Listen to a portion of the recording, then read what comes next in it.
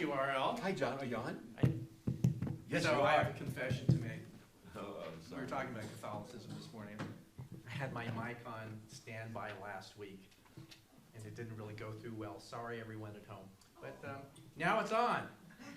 So, a couple things. And, first of all, thank you, Marcia, for a great tribute to Martin Luther King Jr. But there's another side of him that gives me comfort. First of all, who here has been to the Washington, D.C. to see his monument? It's pretty impressive, isn't it? I mean, it is awe-inspiring. And this huge statue, and I'm assuming it's granite, but I think we should try to remember that he's not a granite statue. That over the years, I'm sure you have as well, you'll hear someone say, oh, here's this poor judgment he did or unkind thing he did. That proves that he's not whatever. It's like, no, it proves he's not the granite statue.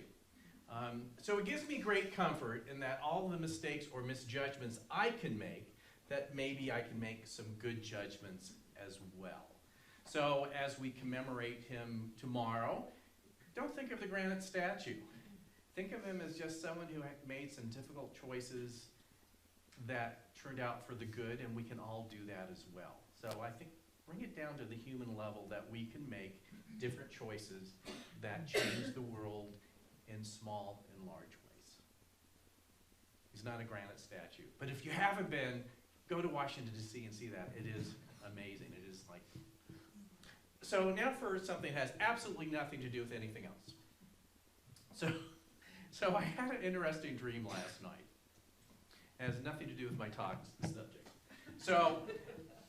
But I have to tell you anyway, because I woke up this morning, did I dream that? So anyways, a large field, it's kind of like a city setting, and there's people, and there's like all this.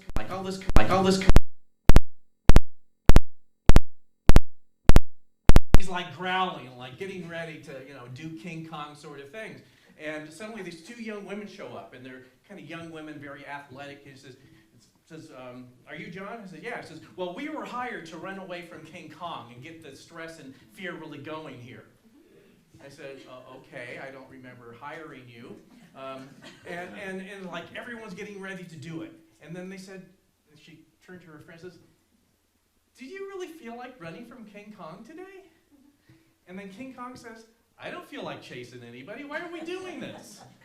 And it was just like, oh, we don't have to do this. We're all told to be afraid of King Kong. Like, we all have to run from it. Of course, I think the fact that we saw one of the Planet of the Apes movies last night kind of got us going. But it was just a funny thing. But it was just funny. It was like this, oh, we don't have to do this. We don't have to play the usual roles. Even I, as King Kong, don't have to play King Kong. We could just, I don't know, get a burger or something. I don't know. And it's something else that has absolutely nothing to do with anything. My mother always used to laugh, said that she was watching King Kong when she went into labor with me. So I don't know if that has, so I have this King Kong connection somehow in my life that has nothing to do with anything. So let's talk about what I was really going to talk about today. So as some of you might know or realize, we are participating in the 40-day Feast of the Soul starting today.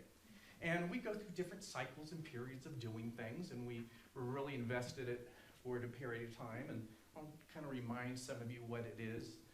First of all, it's a period of 40 days to encourage people to have a spiritual practice. And that can be any number of things.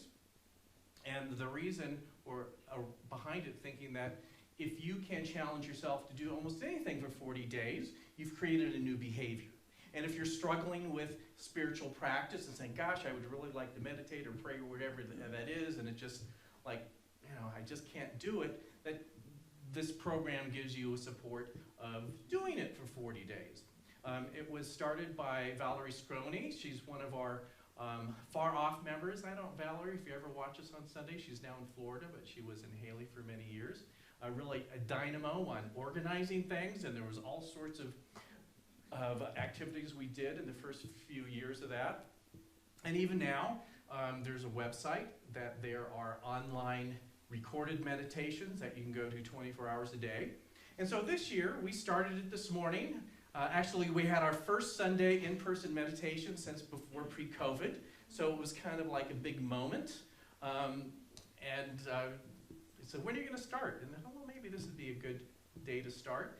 And as in your flyers or announcements, from Monday through Saturday, we will have a live 15-minute meditation that you can view on live stream, and many of you are used to going to live stream, and you'll see little banners that'll have the date on it. Every once in a while it might not be live, but it will be there by 9 o'clock in the morning.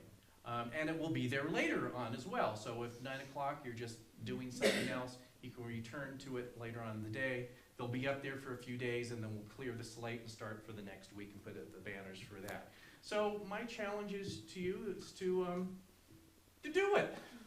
So here's the thing. I want to talk about spiritual practice, what it is, and like how sometimes we think it's like taking teaspoons of cod liver oil every morning. It's like, oh, how could I do that? Oh, there's so many other things to do, and my mind goes nuts, and do I have breathing practices? And my friends tell me that they elevate to the heavens, and I just sit here thinking about my shopping list. And so it's just the reason why we call this a practice is to get you into the mode of being present. So there certainly are any number of techniques of what spiritual practice is, meditation and prayer, but it's pretty simple. It's being fully present in the moment where you are. And yes, you can throw in breathing exercises, chanting, light candles, throw salt over your shoulder, I don't care. It's simply being present with you are, where you are. And think of it this way. Think of it that it's like almost being naughty. You're going to take a little bit of time for yourself every morning and not have to check email. Isn't that kind of naughty? It's just, you can, as I've talked about before in my classes, I refer to it as your bathrobe meditation time. Again, isn't this like, I'm actually letting myself, giving permission to sit on my couch chair for maybe 15 minutes with a cup of my favorite tea or coffee, look out my window and see something like this. Most of us see this in some form from our windows, or look at the fireplace that you might have going already, and give yourself permission to not go over your to-do list. That will still be there. And isn't it kind of almost like a spa day? So don't think of it like cod liver oil. Think of it as a spa day. Like for this 15 minutes or however long it's going to be, I give myself permission to just be present and enjoy that coffee or tea, enjoy looking out the window at this amazing view and feel so grateful that we live here in this amazing spot, and just be filled with gratitude. No agenda. A lot of times we think spiritual practice and prayer has to always have an agenda. We need to have an achievement here. We need to invite something in, which it's a good place to do that, but somehow it's transactional.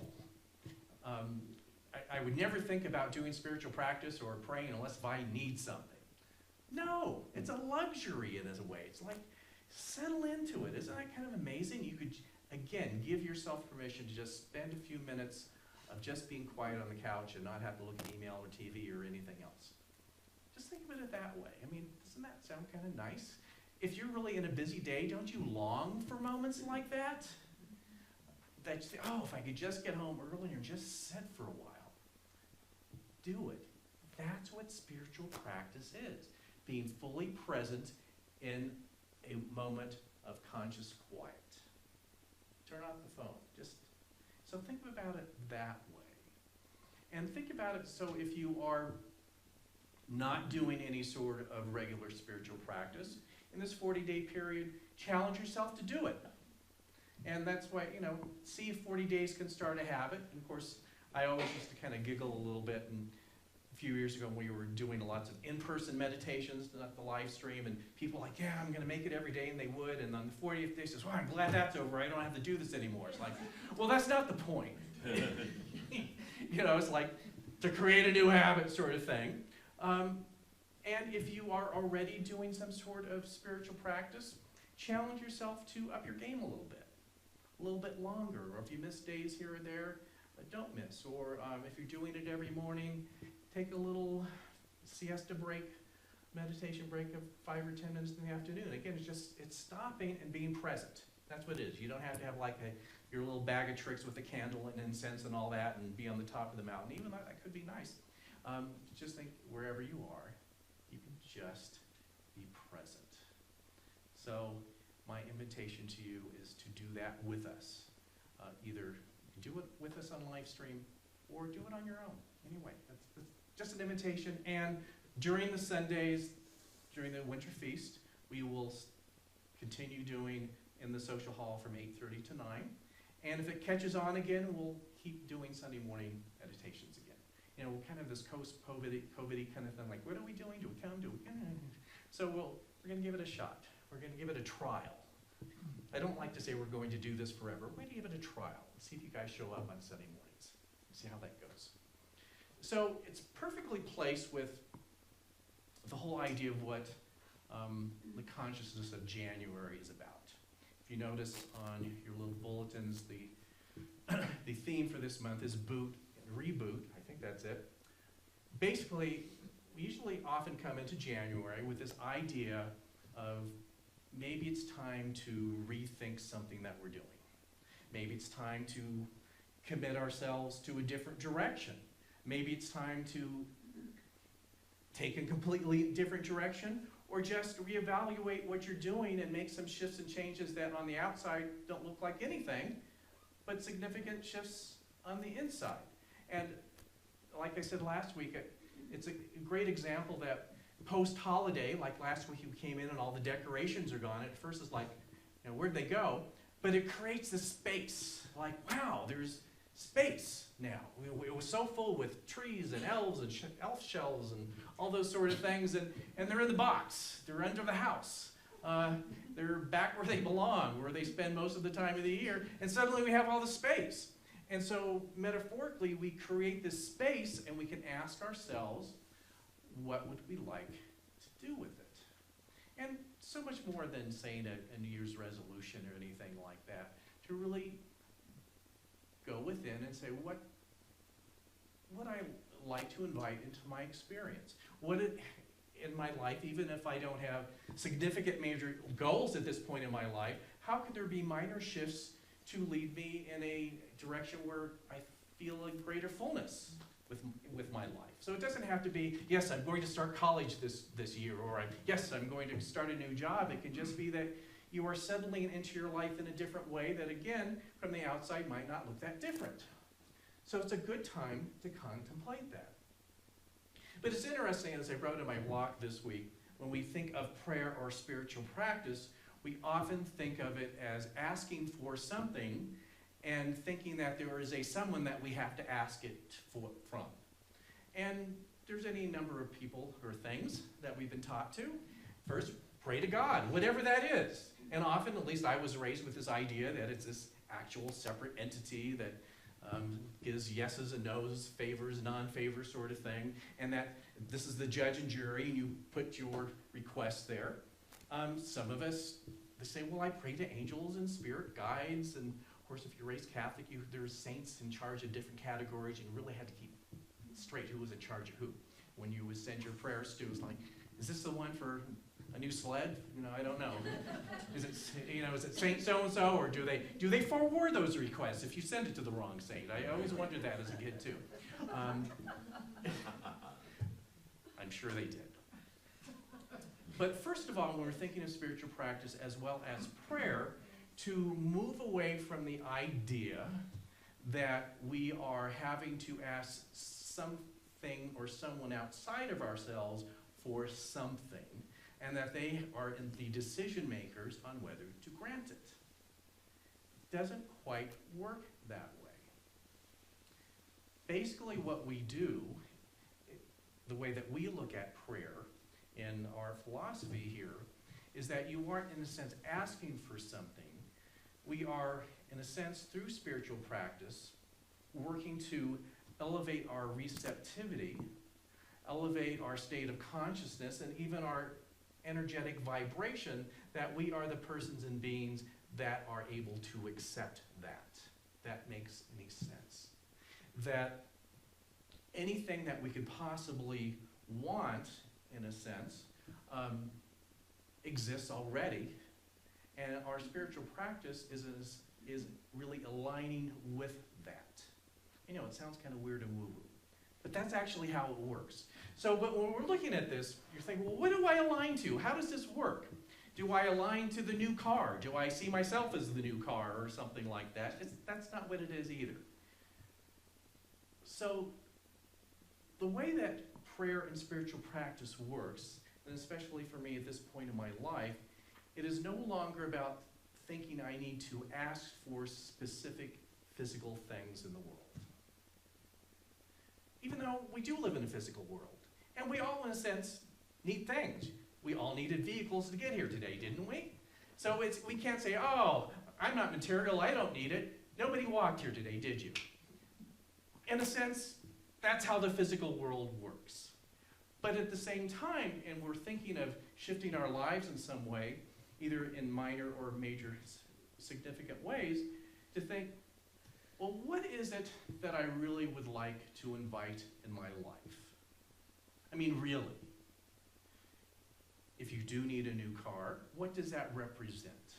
And I look at at the level of spiritual truth, what am I wanting to experience at a higher, greater level? And it usually comes down to different, larger qualities, or what we call spiritual qualities. So anything you want in the physical world often will come down to that you are looking for possibly more unconditional love.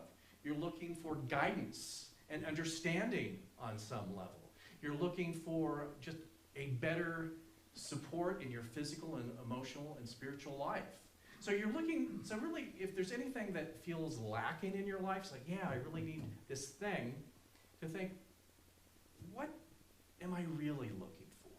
And especially in this month that we're looking to boot and reboot, it's rarely about the car, the new job, the new house, or anything on that level. Again, we need those things sometimes, so we're not above them.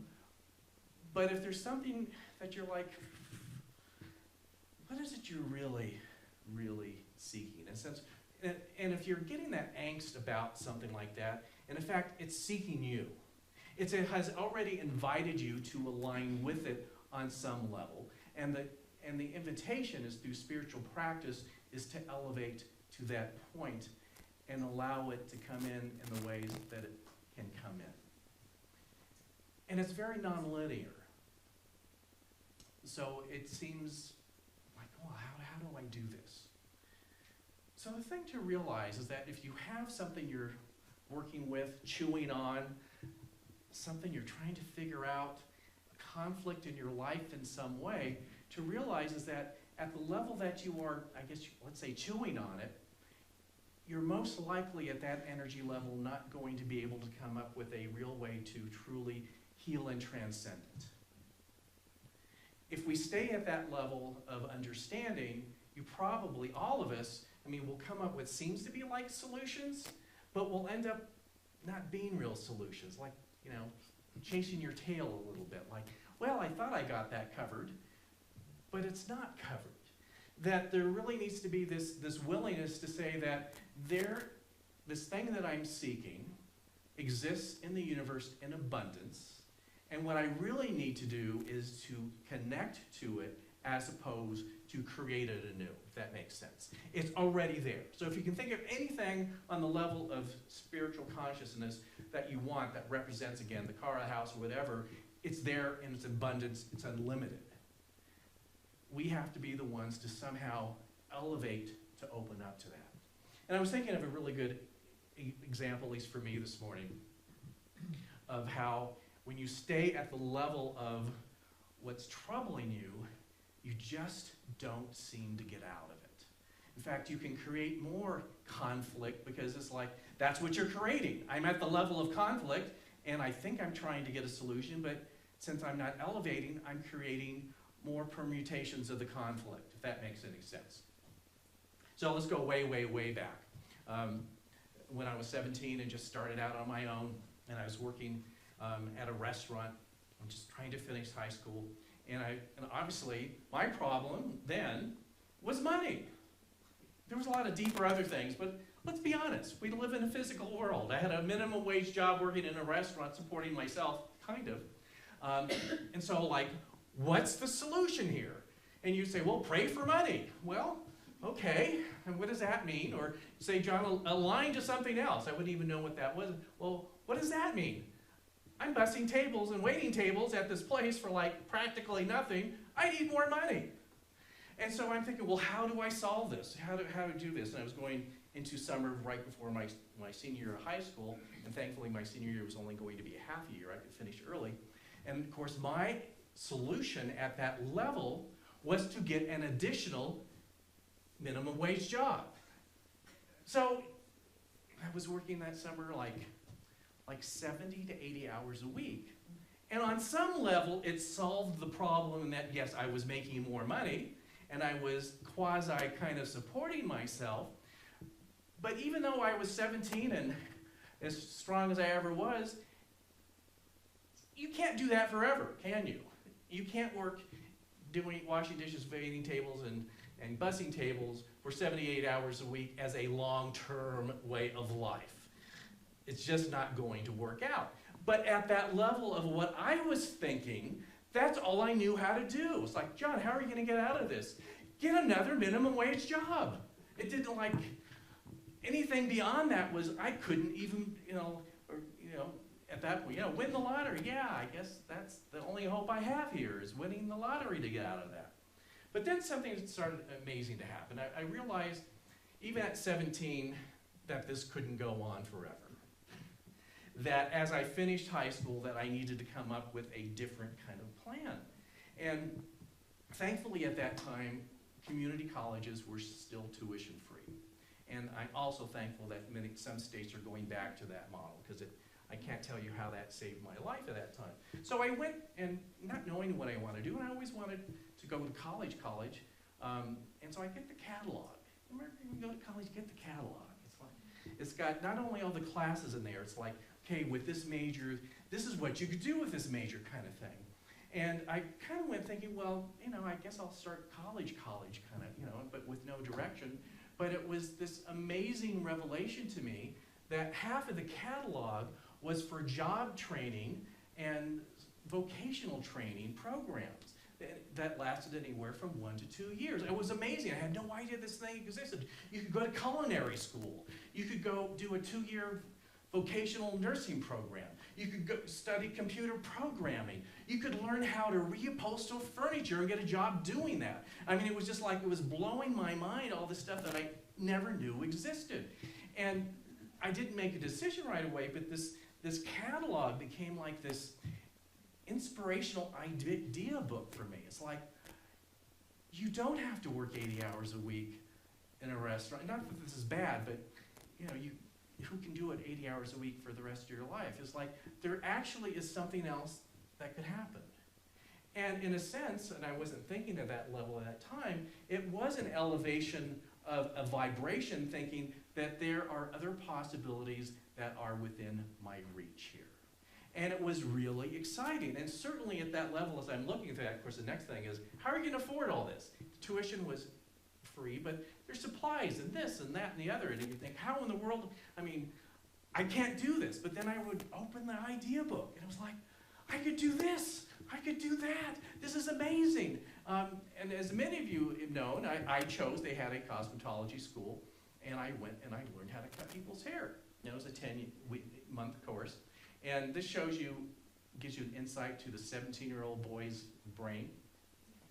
It wasn't like, that's the thing for me. I was looking through this, what would take the least amount of school and make me the most amount of money? Does that sound like a 17-year-old? Are you relating to maybe your 17-year-old selves? And I thought, yeah, and I'll make tons of money right away, which I didn't. But it was still, so it wasn't like I was like, I'm so artistic and I can't wait to get at it. It was like 10 months, a lot of money. Okay, I'm in here, kind of thing. But actually, it was a great option for me, and it put me in a direction of life, and certainly meeting some people that changed my life, put me on the path of meeting what I see as my first spiritual teacher, someone I actually worked in a salon with for 11 years side by side, that just opened a whole new world in spiritual education for me. So it was definitely where I needed to go, and it, in retrospect, had nothing to do about hair. It's just where I needed to go. But what I'm saying is that somehow I stumbled into raising my consciousness and vibration that something else was possible. I mean, without even trying. It's funny how we talk about these concepts. Oh, how could I raise my consciousness? How could I lift my energy? I'm just so downtrodden here. How can I do it? And it almost takes sometimes something spontaneous like that. It was like, again, I stopped and got the catalog and had my mind blown away. It's like, oh, look at all these things I could do. So sometimes it can be that easy in a way. And it does get down to, what are you really looking for right now as we're in this kind of time of year where we think of transformation? What quality would you like to invite at a larger level? Again, you're probably no one in this room was like where I was, like at a point of desperation and needed to make a change really quickly. I don't see too many desperate faces here. So it doesn't have to be like that kind of thing. But to think, what's calling me right now? And the way that you start to invite it is through these next 40 days. I'm connecting this all together. Make that your theme. And during your bathrobe meditation moments, or when you join us for a live stream, bring that quality to mind. Pretend that you have it in abundance already. And when you do that, make the intellectual connection that it already exists in abundance, and you are, in a sense, just plugging into the system. If you can think of it that way, it's everywhere. It's like, gee, if I only had snow. Oh my God, there's a ton of snow out there. It exists already. You could shovel as much of it in your house as you wanted to. I mean, it's there in abundance.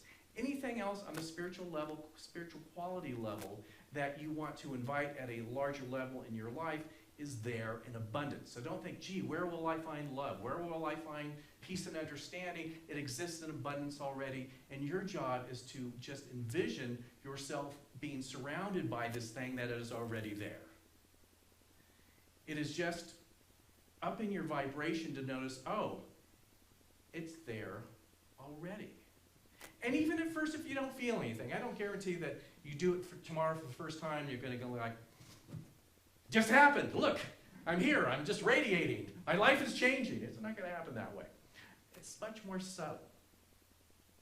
But as you consistently invite that quality in and do it through a process of mindfully asking it or inviting, making it welcome, beginning with your morning little quiet time, you will start noticing how it's making its way in your life at a higher level.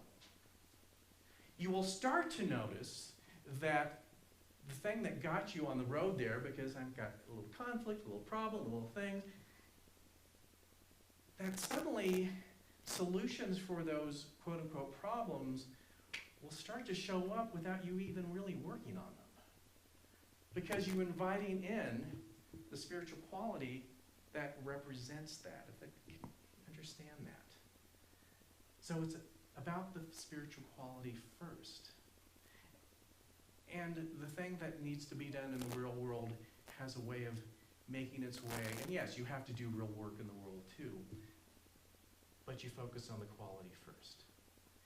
And as you work with this, and I guarantee you, if you work with a quality for 40 days, like to do, like they say, Betty Crocker test kitchen kind of thing here. Let's all sign up. We're going to do this. Pick your quality sometime today, and that you are going to visualize that quality in your life for at least 10 minutes every day.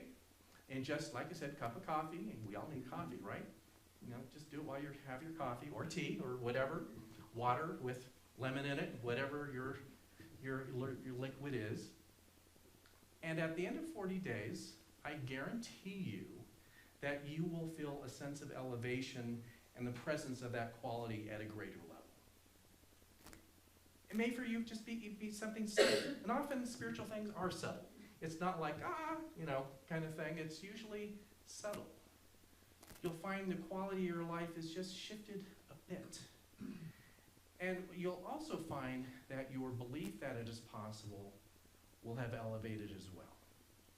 Because you'll start to entertain the idea that it's already there. I don't have to do anything but say yes to it.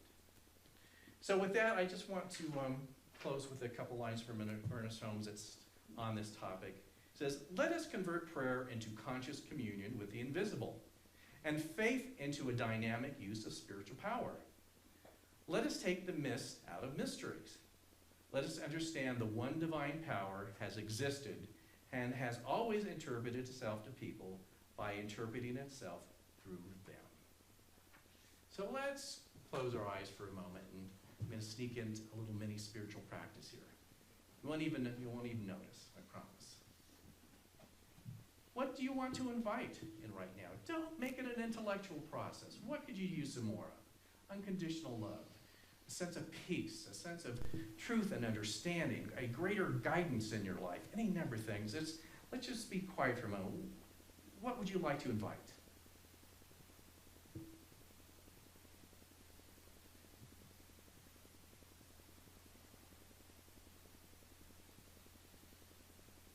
And if you're sensitive to energy, you just felt the energy in the room elevate.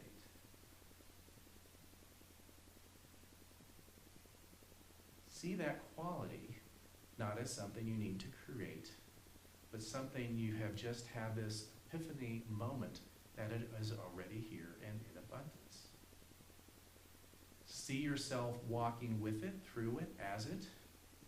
And the irony is, you always have been, but now you are recognizing it. That quality is coursing through your veins, through every bit of your existence, and you're allowing yourself to not only receive it, but to share it with everyone and in every situation you come into contact with these next 40 days. This quality is yours by right of consciousness. You are elevating your energy simply by the intention of plugging into it. It is that simple. So with this, as we launch this 40 days, we give thanks for it. We give thanks in advance because it is already here, and we are just going to observe how it blesses our lives even further as we plug into it more deeply. So we give thanks, we let it go, we release it into the heart and mind and spirit, and just let it manifest in its natural way. And so it is.